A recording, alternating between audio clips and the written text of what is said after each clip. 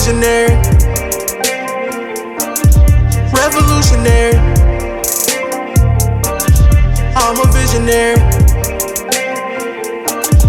revolutionary. What's going on, everyone?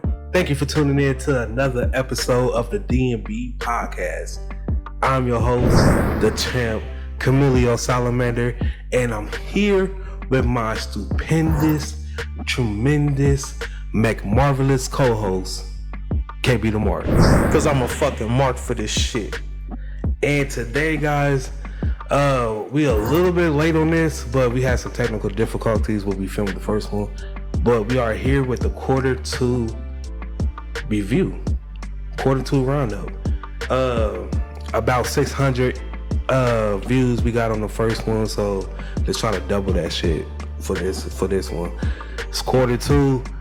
We seeing what people on both companies is doing. Like the people who's having a hell of a year, like a fucking hell of a year. Like, it's so many to choose from. So, first of all, before we even get started, KB, how is this one of the most exciting years in wrestling sometime, like the last 5 years? Yeah, I'm not even gonna lie to you, no. Because nothing will replace, and I guess this is special to me because this is when I really started to come back into wrestling. But SmackDown Live 2016, AJ, Dean Ambrose, now Jon Moxley, James Ellsworth, that's when Carmella was money. I mean, that was just a different time. This go back, well, starting from this year, this will go back to 2017 for the last 5 years. No. So for 2017 to now, no. It's not. No. It to me, it feel like it is, cause like we got like Papa 8, like for one, the biggest talk of the fucking year, Vince McMahon retiring. Nobody ever thought this shit was gonna come. I thought Vince McMahon was gonna die in the middle of Raw, some shit. Like, cause he's gonna continue doing this shit till he can't no more. First off, bro, you just can't be saying shit like that. Well, that's how I thought. Like, I thought like he was gonna run this shit till he can't. Like, he's doing it. You gotta find a better way of saying that. Y'all know what I mean. Like, he was gonna take his last breath in office. Like, he's doing it until he can't no more. That's what I thought. And then just him like retiring, and now like we've been asking for it for a long time. Now that we finally got it, it's like still lost for words. The last thing I want to hear Jimmy Smith say on Monday is that the CEO of the company had a heart attack or a cardiac arrest episode while in the middle of Monday Night Raw. I mean, do you think it's far-fetched? I mean, they did it for fun plenty of times already. I mean, is it a stretch? It's not a stretch. Right. But that's the last thing I want to hear. But be honest, there ain't nothing Vince would, you sound like some shit Vince will do. Like, he's staying in the company till he can't run it no more. That's some shit that he will do. Stephanie finally getting control, being the CEO of WWE when she's 60. Like that shit. I don't know. You just gotta find a better way of saying that. That's all I'm saying. That came off wrong. We blunt. That might be too blunt. I mean, it's Vince McMahon. Yeah. Quarter two. Quarter three is gonna come out around February, and then we can wrap up the quarter four.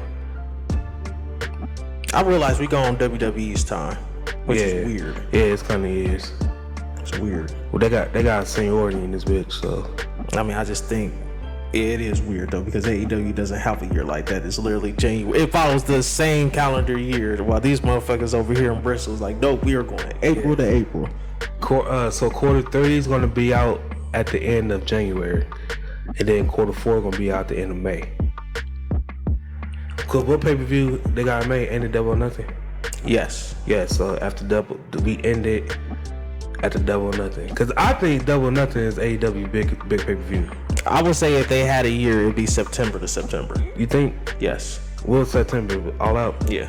I mean, if you wanted to look at them like WWE. I think Double Nothing would be like the first, like that's what all like the rivalries wrap up, storylines kind of wrap up, the new storylines. I mean, they only do 4. Beginning of the year. They only do 4 pay-per-views a year, and that's like the beginning. I starts the beginning. I still say All Out. Well, from Double to Nothing to Double to Nothing, that's how we'll do it. We'll wrap up at the end of May. Double or Nothing. That's fine. that's fine. I'm just saying. So, you know, we got a bunch of lists, you guys. You know, we got a bunch of categories. We got the best male performer, the best female performer, the best tag, the best women tag, the best male pay-per-view match, the best male TV match, the best female pay-per-view match, the best female TV match, the best tag team TV match, and then the best tag team pay-per-view match. And we're going to kick it off with the best tag team pay-per-view match. KB the Mark, what you got down? Best tag team pay-per-view match? Mm-hmm.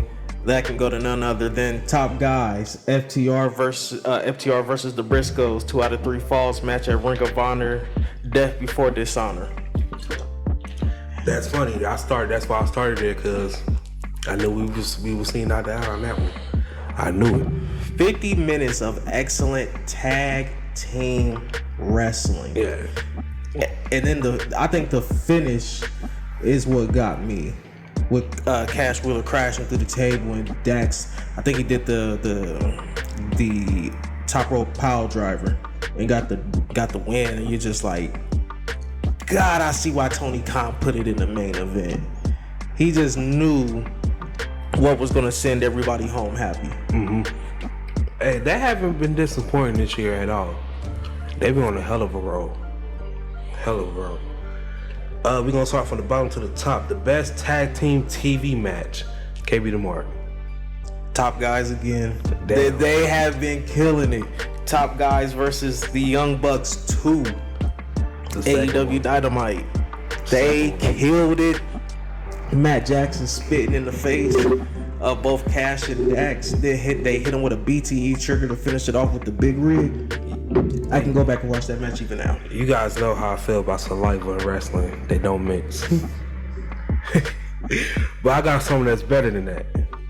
I have the March 7th edition of Monday Night Raw, where we had got Alpha Academy versus RK Bro versus Seth Rollins and Kevin Owens. The triple threat tag team Raw Championship match. Yes. Isn't that where he caught Gable with the RKO? Yes. Off the moonsault? Yes. I think that touched the RKO out of the shooting star. Yeah. That touched it was a good spot. And that was when Randy Orton was getting eating like nuclear hot tag heat. They just wanted him to get in so bad. I say the same thing about Dax. Those two have been killing it on the hot tag portion of it. They're just going crazy, waiting to see when they're going to get in. You know, FTRKO was supposed to happen. Vince didn't want it. Man. He didn't see it. Just imagine that. He didn't see it. We got RK Bro. I'm not mad at that either. Would you prefer RK Bro or FTRKO? FTRKO. I'm sorry. I say this every time we talk about this tag team, this fantastic tag team who's holding 3 tag team belts from 3 different companies. You couldn't have told me the Revival would be a top babyface. I wouldn't believe it. I say you had to be doing some type of hardcore drug as a wrestling fan to think that the Revival were going to be top guys as faces. Mm-hmm. I wouldn't believe it. To actually see it, I don't ever want them to turn heel again. They should never be heel. Now, if they go back to the E, which I think they will, because they have some unfinished business there, and they know Triple H is going to keep the hype for them. And so I believe if they're going to bring in top people from AEW, they're going to be able to keep that AEW gimmick. So I think they'll come in more so. They might go back to the Revival, but they'll be more along the lines of FTR. I mean, you might as well keep them as FTR. Just can't have it. They can say, because we already know FTR came from WWE and stuff. So I mean, just have it called as the group Fear the Revival. Oh, there you go. Keep the FTR name. Yeah, the abbreviation. There you go. And if they trying to really go TV 14, just have Fuck the Revival. Hey, that's what FTR originally came from. Cause they felt like they was getting fucked by WWE when they was still there. I mean, looking at them now. But my thing is, and this will always be my problem. Yes, I believe they can make a lot of money going back to WWE. But I think with how they are now, you can make that money and probably more doing indies. Yeah. I believe they can make more. Like I said, I think I give it to this whole group that's running WWE. Let them be running it for a good 3 years. I say by 2025, 2026, they be opening up that door. FTR? I think so. Not FTR, just WWE in general. To start letting they people run indie dates and shit like that. I hope so. They probably cut back on the house shows and shit because they've been canceling house shows lately because they ain't been selling well. So I think they should cut back on the house shows. Let them run indie dates. Yeah. Just put stipulations to it. You know, you can't no hardcore shit like that. No shit that gets you hurt. Yeah, and then top guys, money's gotta be right. Yeah, we get a percent of it. That way, they say the Biancas and shit, they do indie dates, and let's say she get $2,500, not $2,500, but $25,000 a show. Shit, I think it'd be kind of either that 5 or that 10,000 mark. You gotta get a WWE, and then you keep the rest.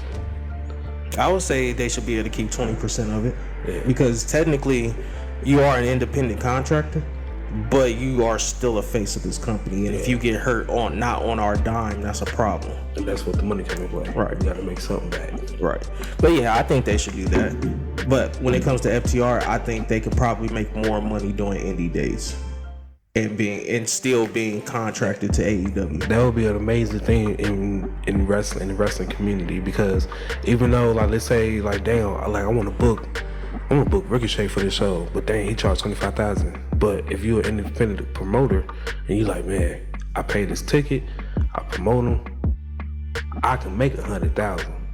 Mm-hmm. So it's I think it's to be fair game for everybody. For real, it'd be money making. I think if WWE open up their doors, it's money to be made for everyone.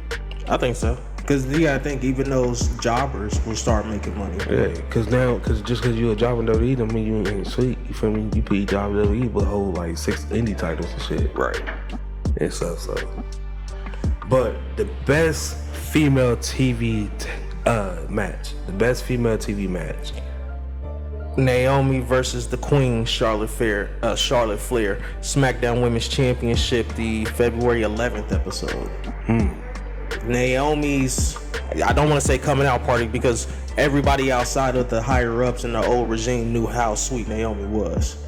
Naomi should be a multiple time women's champion, but I can say that about a lot of women on that WWE roster who's never sniffed a women's championship. I don't think Natalia's been a world champion. I mean, she might have held the Divas title, but I don't think she sniffed I think she held. Was she a SmackDown World Championship? I think so. But she didn't. If she was, she didn't hold it that long. Yeah, I don't think it was that long, but I think she did hold it. She should be a multi-time women's world champion. Yeah. Liv Morgan should be at least a 2-time women's champion. Hey, I'm throwing it out there. I believe Tamina should be too. Yeah, Tamina should have touched it at least once. Yeah. If she touched it once and never touched it again, I understand. But there have been times where she should have touched it. I mean, it was a time she was hot just a few years ago. Yeah, I would say when SmackDown Live started 2016, that's when she really started gaining traction. I mean, you put the belt on Jinder Mahal, and you're scared to put it on Tamina as a monster heel who just squashes everybody? All right. I don't know. But what you got? I got the Valentine's Day edition of Monday Night Raw. I got the Fatal 4-Way. Fatal 6-Way, I'm sorry. With Belair, Rhea Ripley, Nikki Ash, Doudrop, Liv Morgan, and Alexa Bliss. Is that where Rhea almost ran the gauntlet? Yeah. She lost to Bianca. No, Bianca did the gauntlet. That's the gauntlet match. Bianca came in first and she ran Bianca that bitch. ran the gauntlet. Yeah. Okay. I think the last one was, I think it was Rhea, or the Rhea was the one before last, and she faced Doudrop at the end. It was one of them. Okay. I'm about to say, I know one of That's when she those, ran somebody that shit. ran the gauntlet. Cause I was on the way to Mania and shit. Right. Her Mania story. Yeah. I like that though. I like that. The best female pay-per-view match. Hey, this is just so far. Like, when we do the quarter 4 roundup at the end of the year, these matches might change. That is true. They might change. But the best female pay-per-view match. Liv Morgan versus Ronda Rousey, her Money in the Bank cash in. I believe that she should have been a world champion sooner. I think that's flunk. That's who? Flunk. I ain't like the way she cashed in. That shit was trash. I mean, it was the moment, and Liv Morgan winning her first world title. I mean, she should have beat Becky Lynch, in my opinion. Yeah. But, you know, they don't listen to me. What do I know? Liv Morgan was hot. They loved Liv. But, you know, they just didn't want to do that. So, I don't know. I don't know why they didn't want to do that. To me, it don't make sense. If somebody's over and they're already in a title picture, outside of the mistake that you would make with The Fiend, I feel like Liv Morgan was a go. Right.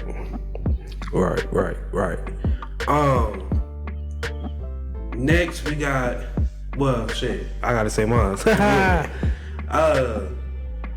I got Becky Lynch versus Lita at the Elimination Chamber. That was not good, bro. That was good, man. No, it wasn't. Like you said with Liv Morgan, it was about the hype. It was about the hype that we could get Lita coming back on TV weekly. It was the hype. It was the hype to see Lita do a twist of fate.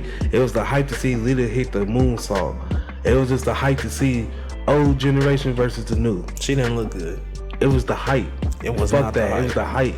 You know what was came back to face Brock Lesnar in 2016? It was the hype. You know what was the hype? Charlotte Flair versus Trish Stratus. That was the hype. No. Becky Lynch versus Lita, that ain't it. I was always the Lita fan over Trish. I'll tell you the truth. And then that's enter Mickey James, and then I was like, yes. She wasn't good. Then after Mickey James, Michelle McCool came, I was like, yes. She wasn't good, bro. I'm sorry. That match wasn't good. Wrestling's subjective though, but it wasn't good. Not to me. He hating y'all. But the best male TV match. Oh man, I gotta go home for this one. AEW, CM Punk versus MJF in Chicago, where he beat CM Punk twice. As you guys can see, I ain't had no AEW shit on me, so you can tell why I watch the most. I watch AEW, but I'm like, I don't know. I mean, shoot, most of mine, outside of just the tag team, like the best female match was WWE, best female pay-per-view match WWE. I just feel like this year WWE just been putting on a hell of a show this year, for real. To me, I think AEW, I had AEW winning by like 2 points in the first season. I'm not the first season, the first quarter, but now I got WWE leading. I mean, this quarter been all the WWE. I mean, they've been the talking points. AEW talking point right now is that brawl, but I think Vince McMahon retiring tops everything that could possibly come out this year. Plus, on top of that, we got Cody Rhodes wrestling with a fucking arm he can't use. I mean, I had WWE leading in the first 2 quarters anyway, so I'm not really surprised. I think they got a gap. They got like a 10-point gap. I say, I don't know, because like I said, in the previous podcast, the Jericho Ring of Honor storyline it just, from the outside looking at it, knowing what it could be, it just looks too good to be true. That's gonna be more of a thing depending on how it plays out, that we will circle back around quarter 3. Like, all the stories is about to take off right now. It's gonna be a quarter 3. So right now, quarter 2, it's been all been WWE, bro. WWE been taking it. They got the news, man. We got Cody Rhodes wrestling with a torn pec. it's still putting on fucking great ass match. We got the returns that came. Vince returning, Triple H taking over. Like, all that shit just been huge. AEW, we got the Brawl. We got y'all champion getting hurt, diving in the crowd, coming back, getting hurt again. I mean, FTR and the tag team championship run they've been FTR, on. they be like, it's like Roman, like we expect that now. Like you see, I ain't even mention Roman shit because they be like that shit been going on for like since 2019. FTR, that shit been going on for a while, so it's like that's expected. Like that's an automatic. Like when you see the scoreboard, it's gonna start off 1-1 because that's automatically on there. I mean, shit. The matches, I would say this, while you guys have definitely stepped up, like storyline wise and everything else, I don't think you guys' match quality is still hit AEW levels. Like, some have stood out, but it's the same thing that I've always argued that you agree with me at times. When you see the type of wrestling match that Triple H wants to put on, they don't like it. They sit on their hands. But in AEW, they will be on their feet for that shit. That's true. But one thing that we got that will always keep us ahead of y'all, our women's division way better. Oh, absolutely. Absolutely. Way better. And I'll give you that. That women's division on AEW, it's not as far off as people will lead you to believe, but it's a sizable gap. Yeah. I think if Tony Khan would, honestly, I like Saray as an on-screen character, but if she can't wrestle, there's no threat of her trying to book herself to win a world championship. So just give her the writing, you know what I'm saying? Just let her write. Right. And let her book the women's division. Because I'm not gonna lie, as clunky as that women's segment was on this week's episode of Dynamite, it felt different in a good way. Like somebody has gotten to Tony Khan and said, bro, let's let Paige book this shit and see how it turns out. And they were definitely interested, and the fans were interested, and I can even go to Friday Night Rampage, AEW Rampage, Willow versus Jamie Hayter. They love that shit. That shows me two things. One, they like Jamie Hayter, and two, Tony Khan needs to sign Willow. I mean, you know what's going to happen? Tony Khan's going to sit and wait too long, and WWE's is going to snatch her up and turn her into a Bailey. Maybe this would be a thing that they need to take their women division serious. I've been hearing you talk about Willow for a while, and she probably been having matches with AEW for a while, and I don't know why they. She was with AEW during the pandemic. Wow. I just don't. You don't see her. They just probably see her as a jobber. There's no way. The fan reaction is too good. You've seen Willow Nightingale. She can go. Honestly, if you wanted to give her the right story, that's who beats Jade. They're probably waiting. They probably secretly signed her, just waiting for to say it. They're just waiting for WWE to try to make a move to it. That way they could be like, see, they be doing tampering, because that's a huge thing right now. They probably keep a couple people silent. That way when WWE reach out to them, they can probably catch them like, yeah, look, they tampering. You just gotta hurry up and sign her before they turn her into Bailey. She would literally be Bailey when Bailey was face, happy, trying to hug people. And don't get me wrong, that's cool, but that's not Willow. Right. Man, my best male TV match, I got something that would top what you had. I don't know. It's hard to see that when CM Punk lost twice in Chicago. Let me tell you this. I got the August 8th edition of Monday Night Raw.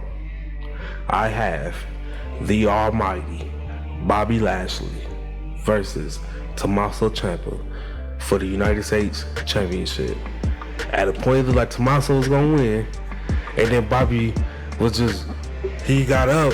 That one part of the match where Bobby he tried to do something, Bobby broke out of it, and Tommaso was just sitting down, and Bobby got up and was like, picked his ass up and slammed him like, sit your little ass down. Then he picked him up and put him in the hurt lock like, man, yeah.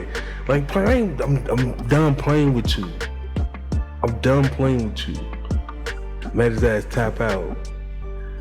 that Hurt Lie is undefeated. Man, I say that Hurt Lie is better than the Master Lock. Yeah, I heard it from Salamander. He loves the Almighty.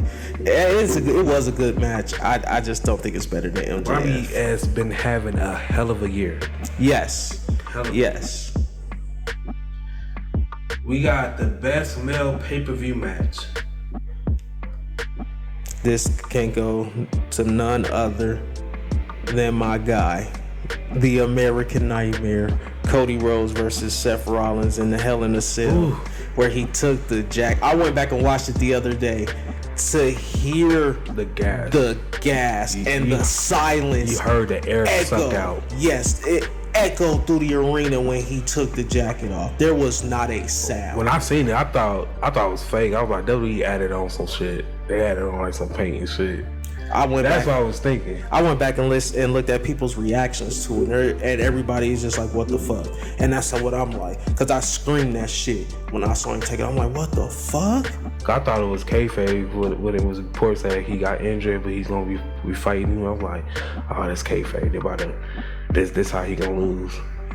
But then when it came out and we saw it, I was like, "Ooh, that look nasty." But then I was just thinking like it was like makeup or some shit. But nah, that shit look real. Cody Rhodes instantly became a wrestling legend. That's gonna be the story when there's another up and young comer who looks like he could be the next Cody Rhodes. And we know people who are fans of that. Hey, have you seen Cody Rhodes? And show them that, and they'll be like, "No fucking." You know that now they including WWE stuff in the SB's wrestling shit now. I think Cody, didn't they already had the SBs for this year? Yeah, I think he won it for WWE. Yeah, he won. See, for most memorable moment for that too. Yeah. And then what they do? They do the Slammies, right? Yes. He probably will fuck around winning. If Roman don't win Performer of the Year or Wrestler of the Year, it's gonna be Cody. It should absolutely be Cody. Cody should win every award just for how he left AEW, came into the company, ran a fantastic story, and got 3 5-star matches out of it, and wrestled basically with one arm. Right. It's what the Seth Rollins one leg story should have been with Triple H. Right. Yeah, exactly. That's a perfect way to put that shit. Yeah. That's what that story should have been. Great detail. I'm just saying because that's one of my all-time favorite feuds, but it never happened. It didn't turn into what it should have been. Because we question if he's gonna show up or not. Because Triple H came out first. Yeah. So that's when he came out with the little torch and shit. Yeah. I'm like, that match was kind of quick though for my liking. It was too quick. Yeah. That's what I'm saying, like the match and how it played out, because that's when we got the introduction of Samoa Joe. Yeah. That's when we got the introduction of Samoa Joe. He should have spent. They tried to do it too quick. I believe that should have been a SummerSlam main event. He should have been dealing with Samoa Joe all the way up until Mania. Then that's when Triple H comes out, destroys because he had already destroyed the knee. He destroys it again at WrestleMania, and Seth Rollins is out until SummerSlam. And then through all that time, Triple H is just talking shit. Shit. Seth was a face at this time. Yes. And during that time, they didn't really have many baby faces, top baby faces. And Seth needed his WrestleMania moment. That's why they did it the way they did. I agree it was rushed, but certain stories can get dragged out, but certain stories you got to tell like that. Like Kofi Mania, that shit happened too fast. You had to. That couldn't be a story you told. Like once when he came in the Elimination Chamber and we seen how close he got to defeating Daniel Bryan and was about to pick up the win. Once when that happened, it was like now you have to push him. I think they knew that was gonna happen though. Yeah, like what? Nah, not really, because he replaced Mustafa Ali. So I mean, but we've seen how they treated Mustafa Ali. Mustafa Ali was about to get a push because that was supposed to be him. Before that, it was supposed to be him that was going to be the last. He was supposed to be getting a push earlier that year. He was going to win that Money in the Bank before they put Brock in it. Of course, but that had to do with Vince, though. But I'm like, around this time, like let's say, like everything happens for a reason. So let's say if he did receive that push, you know, everything happens, so we never know. If you receive that push, that shit with Brock ran the Money in the Bank party never would have happened. We never know what WWE would be in that time. But he got hurt because I think it was during I forgot what happened. I think he took an RKO or some shit. Something happened, but he was out though. But is that where he faked the first RKO by doing the handstand? But then Randy planted him with the second one. He like landed on top of his head. I think it was something because he was out for that match, and he was replaced by Kofi. And then that's when Kofi came. Because now then for that moment it was like they was telling the story how Kofi almost got there at that one point in 2009, but he lost the shit. And then he got to that point, boom, he lost the match, and then that's what the fans were behind him because he got so close. And then after that, it was him got to defeat all these obstacles that Vince was setting for him. And then he went through Randy. We all heard the story, the stupid. And then he defeated Randy and shit. And then he was going through. And then at Mania, he got his chance. You had to call it. You had to pull it and shit there. So certain stories you can stretch out long, like the Batista shit. You can stretch the Batista and Triple H. They stretched that out for like 3 years. You can stretch certain stories out before you tell it. And that's 3 years. That's including with Evolution plus the whole rivalry. After Triple H, Batista beat him, and then in Hell in a Cell he beat him again, and so forth and so forth. So certain rivalries you can stretch out, but there's certain rivalries you have to tell within especially if you got a huge hype on it. Like that Chris Jericho and Kevin Owens shit, he could have stretched that out more. Yes. But Jericho contract was coming up. That's why they had to give him some type of end. Right. I feel you. I just feel like there was a way to get that. Even if Seth would have, because I don't think he should have fought Triple H. That was too soon. That's a SummerSlam thing just for Triple H to get more into ring shape and see if we can get back closer to what he was in like 2009.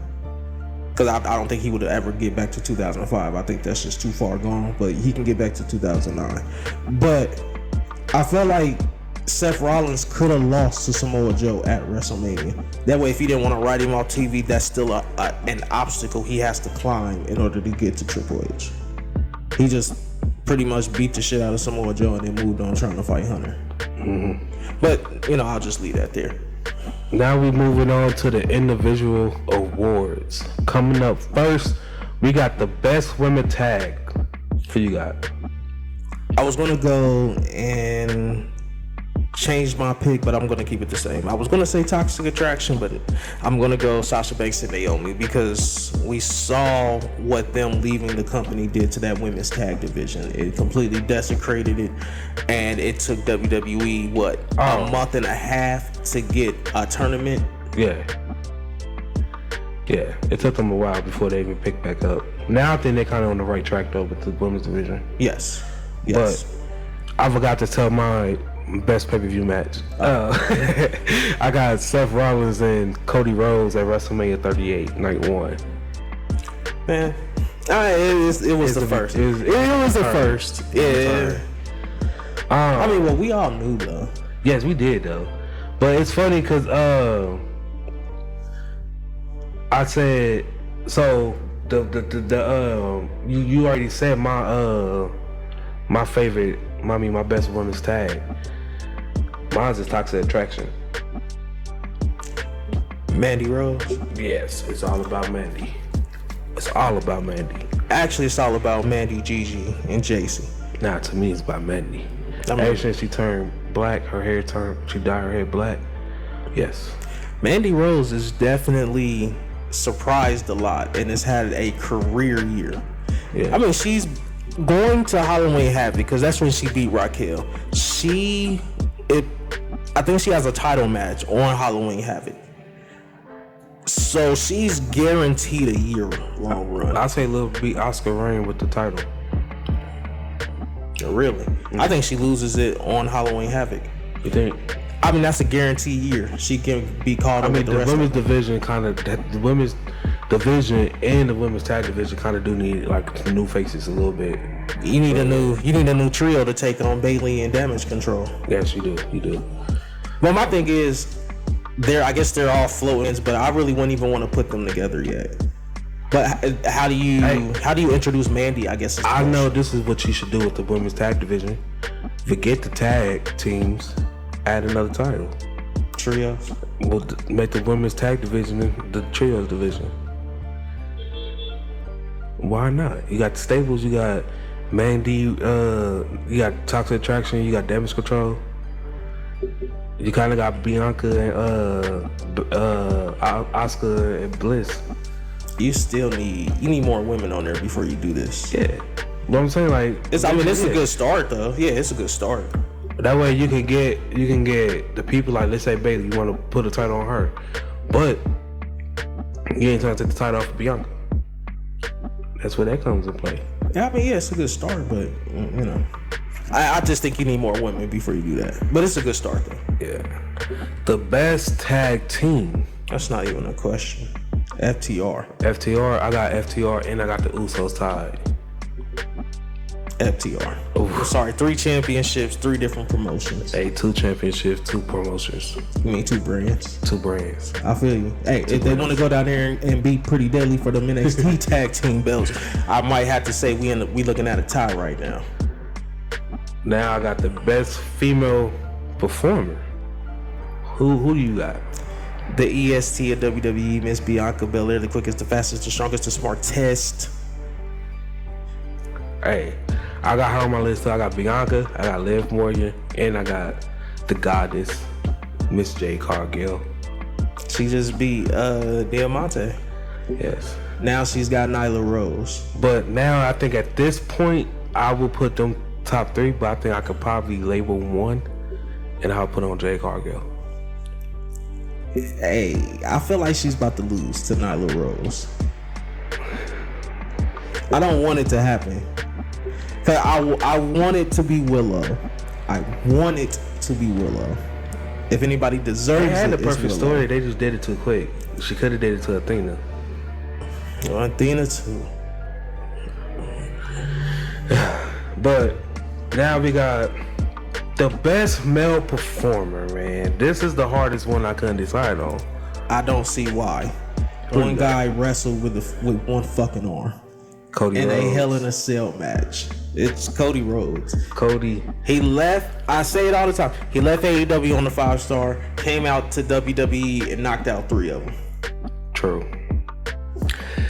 I got a couple people I can't decide from, man. I got Seth Rollins. He's been having a hell of a year so far. I got somebody that I guarantee if I said this name, it would be But a thing like, I can't even argue with that, because that is good. I got Gunther. That ain't get it out. And then I got the Almighty, Bobby Lashley. And then I also got the Tribal Chief, Roman Reigns. I had you on this list, but since the time that we first recorded this, and then to now, he lost at Clash at the Castle, so we kind of see how that went. So I was like, yeah. So I took him off. I kind of feel like that kind of hurt his run so far this year. It set him back a few steps. Okay, it's Drew McIntyre. Though. It's Drew McIntyre, but it set him back a few steps. And then he got I ain't trying to see him challenge for a little minute. Then he got to take care of Karrion Kross. I was gonna say he immediately got reheated with Karrion Kross. He got to take care of that first. After he take care of that, then I can see, because I want to see how this goes. If he can't defeat Karrion Kross, then yes, I made the right decision. If he defeats him, I'll put him back on. I don't think he's gonna beat Karrion Kross. Well, he might be off the list. Wow. But if I have to put one name on this bitch, y'all already know what the fuck going on. I'm walking with the Almighty. The United States champion. Yeah. I'm rocking with the Almighty. The Almighty. I mean, not the guy who's holding the company hostage right now. Not the guy who wrestled with one fucking arm. The United States champion. We got the guy who's been carrying Raw while the Tribal Chief is relaxing. You call it relaxing? I call it holding the company hostage. Hey. And I love Roman. He do what he do. We all acknowledge him, so this is our fault. That is true. Yes, it is. That is very true. It's our fault. We made him that. That's because they the tools, and we the ones. Yes. Anybody who don't agree with the bloodline get laid down. Yes, that's true. But guys, what do y'all guys think about our mid-season awards? Like I said, I have WWE leading right now from like ahead by like 10 points. KB the Mark, who do you have in the lead? Oh, WWE, probably by like 5. WWE. It's not like I said, man. The Jericho's Ring of Honor shit has me intrigued. That's the Ocho. Get it right, the Ocho. It's bringing in a chance for an excitement quarter 3. I just wish he would have went back to the late champion getting it could be coming soon. I hope so. Because it's just what they saving it for the premiere episode. I just want to hear. I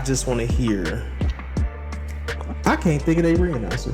Who's their ring? Justin Roberts. I just want to hear Justin Roberts say, "The Ring of Honor World Champion, Le Champion, Chris Jericho." That's all I want.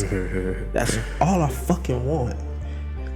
Well, I don't know. It could happen. It could not happen. We'll see, guys, though. But thank you guys for tuning in to another episode of DMB Podcast. Don't forget to leave a like on the video, subscribe to the channel, and push that notification bell. Also, stay tuned for our top 20 wrestlers of 2022 so far. Once again, I'm Camilio Salamander. It's KB the Mark. Simply, we some fucking marks that love sports entertainment. I started with nothing and came out a king. I've been the one that's been ballin' for rings. It's been me and my team and we chasing the green. My team be the shit, we ain't ballin' for free. My team be the shit, we ain't ballin' for free.